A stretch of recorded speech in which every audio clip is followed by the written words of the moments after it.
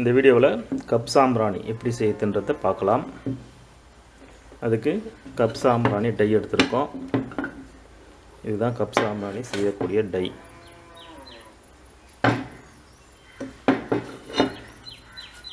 இந்த டையில் பார்த்தீங்கன்னா 2 ஹோல்ஸ் இருக்கும். ஒரு ஹோல்ஸு இங்கே பாருங்கள், ஒரு ஹோல்ஸ் இருக்கும்.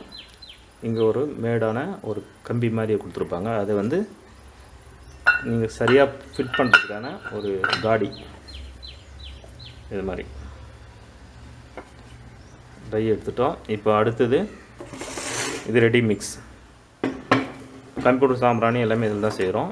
இப்போ வந்து இந்த ரெடி மிக்ஸை தண்ணி விட்டு நல்லா கலந்து பிசைஞ்சிக்கலாம். தண்ணி விடும்போது கொஞ்சம் கொஞ்சமாக விடுங்க, தெளிச்சுக்குங்க, மொத்தமாக ஊற்றாதீங்க. உதிரியாக இருக்கணும் மாவு. முதல்ல தண்ணி ஊற்றிட்டு அப்படியே கொஞ்சம் கொஞ்சமாக கலந்துக்குங்க.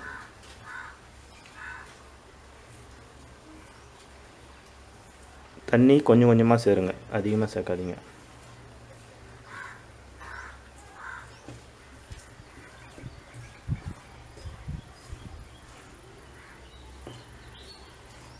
இந்த மாவு பிசையும்போது முகத்தில் ஏதாவது துணி கட்டிக்குங்க, இல்லைனா மாஸ்க் இருந்தால் அதையும் கட்டிக்குங்க. ஏன்னாக்கா இதோட துகள்லாம் வந்து மூக்கில் போவோம்.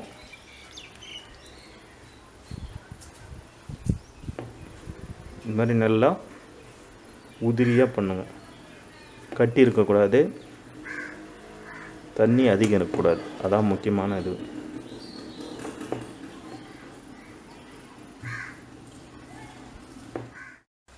மாவு இந்த மாதிரி வந்துடும். இப்போ வந்து கட்டி சின்ன சின்னதாக தெரியுது இல்லைங்களா, அதை வந்து 2 கையால் இப்படி தூளாக உடச்சி விடுங்க. 2 கையால் இப்படி தீர்த்துனீங்கன்னா கட்டி உடையும். இது மாதிரி உதிரியாக பண்ணிக்கங்க.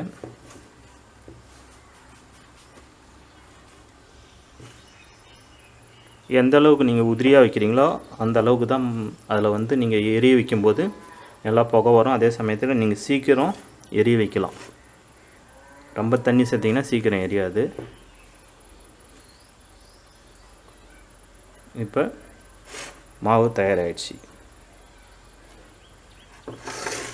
அடுத்தது நம்ம டை எடுத்துக்கிறோம்.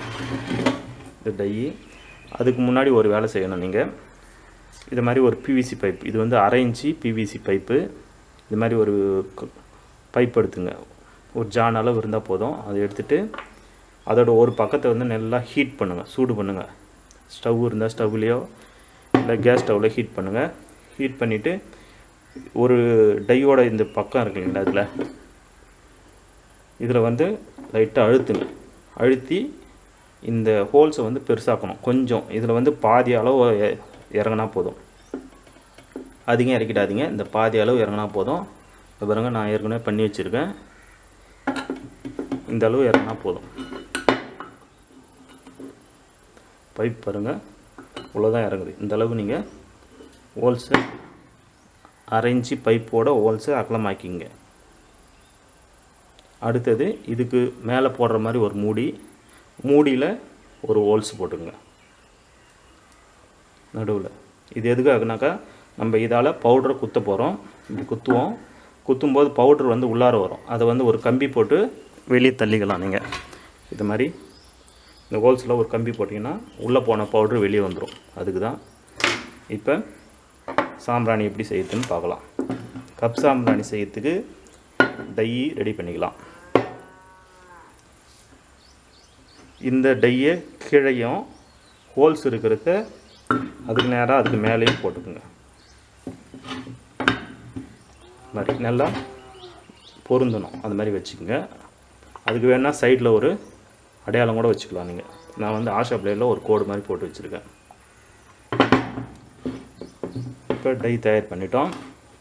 அவ்வளோதான். இப்போ அடுத்தது இப்போ வந்து இது பாருங்கள், பவுடரை இதுக்கு மேலே அப்படியே கொட்டிட்டு வாங்க. இப்படி தள்ளினீங்கன்னா எல்லா இடமும் உங்களுக்கு உள்ளே இறங்கிடும்.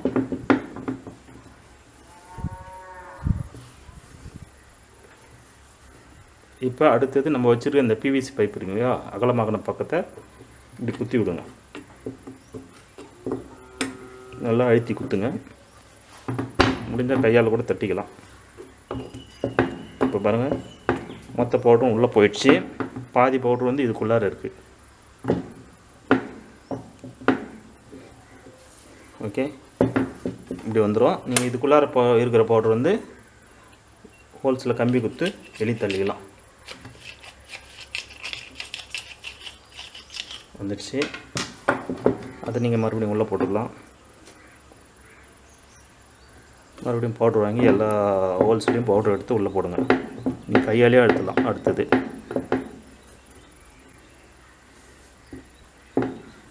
அதிகமாக இருக்கிறது தள்ளிக்குங்க. மறுபடியும்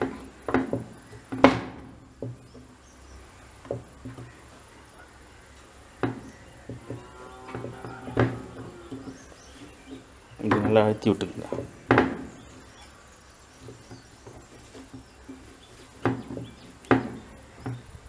இப்போ கையாலேயே நீங்கள் மீதி கையாலேயே அழுத்திக்கலாம்.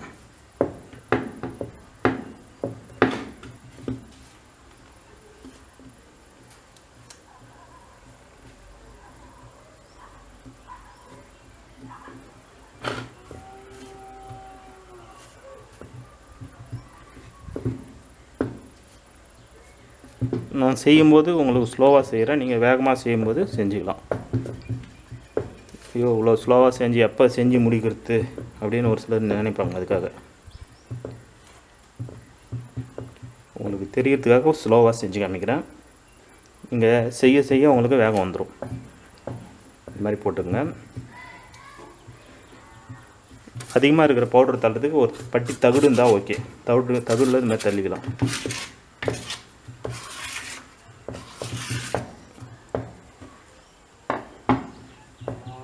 இப்போ வந்து மூடி பக்கம் நிற்கலாம். அதில் இந்த மாதிரி அழுத்திக்குங்க.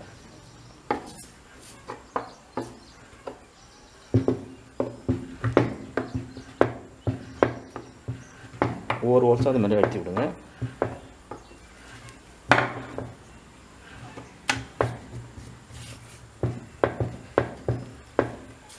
எந்த அளவுக்கு மாவு உள்ளே போதோ அந்த அளவுக்கு அழுத்தி விட்டுக்குங்க.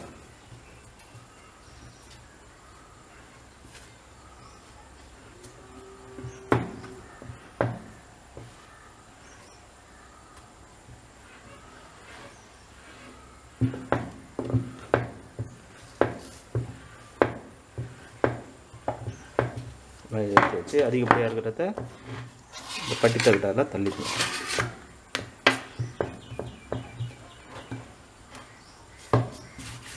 நல்லா தொடச்சிக்குங்க. இப்போ டையில் பவுட்ரு போட்டாச்சு.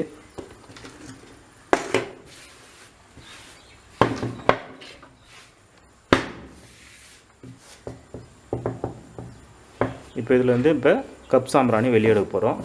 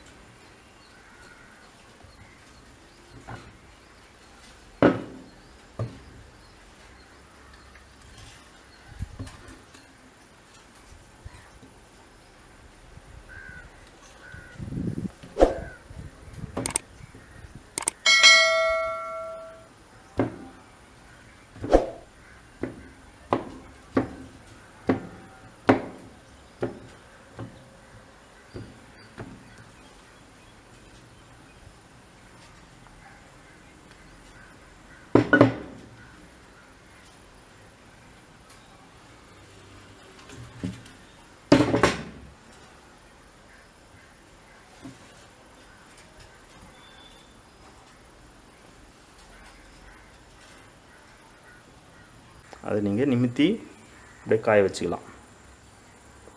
எடுக்கும்போது கொஞ்சம் பொறுமையாக எடுக்கணும்.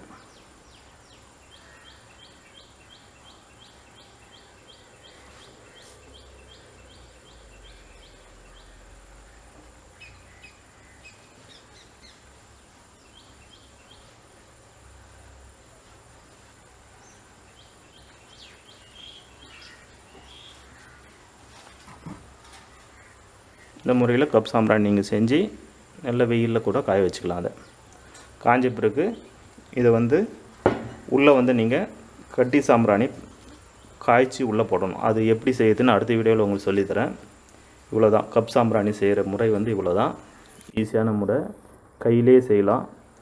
இந்த சாம்பிராணிக்கு மிஷின்லாம் நிறைய இருக்குது. அதெல்லாம் 1,50,000 ரூபாய்க்கு மேலே தான் இருக்குது. ஆரம்ப நிலையில் இருக்கிறவங்க இது மாதிரி செஞ்சு பழகுங்க. நல்ல பிஸ்னஸ் உங்களுக்கு வாய்ப்புகள் நிறைய இருக்கும்போது மிஷின் போட்டுக்கலாம்.